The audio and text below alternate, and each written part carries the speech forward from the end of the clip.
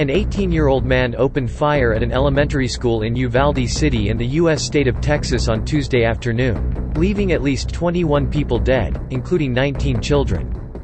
The idea that an 18-year-old kid can walk into a gun store and buy 2 assault weapons is just wrong. While American residents are still in shock about the racially motivated mass shooting in Buffalo, New York, that killed 10 people, continuous shootings have happened across the U.S. including Houston, Orange County and Chicago. What happened here is simple and straightforward. Terrorism. Domestic terrorism.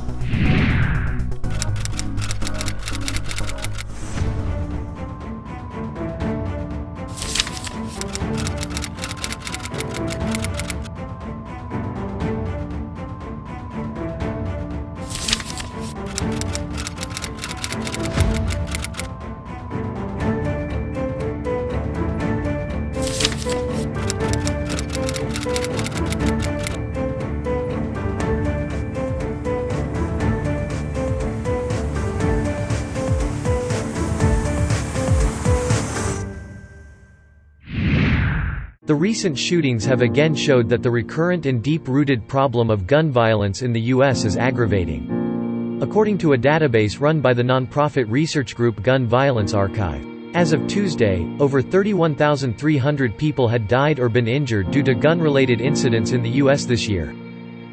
The U.S. government has spent years pledging to address the gun violence that plagues communities across the country. But why is there so little that they have accomplished? Without certain federal legislation, we're limited as to what we can do on the local level. So, cities like New York are not going to be able to control a lot of the guns that come into the state and come into the city. But this has been a problem going on for decades now. This gun violence is unnecessary, and it's getting worse. Look at this guy who shot those people on the train. The mayor has to do a better job. Talk is cheap. You need to step up and represent, the people of the city. Right now, I'm a little pessimistic because everything is all talk, but I don't see anything changing. The politicians talk a good game to get votes, but then they don't do nothing. This isn't inevitable. These kids weren't unlucky. This only happens in this country. And nowhere else. Nowhere else do little kids go to school thinking that they might be shot that day. Nowhere else does that happen except here in the United States of America.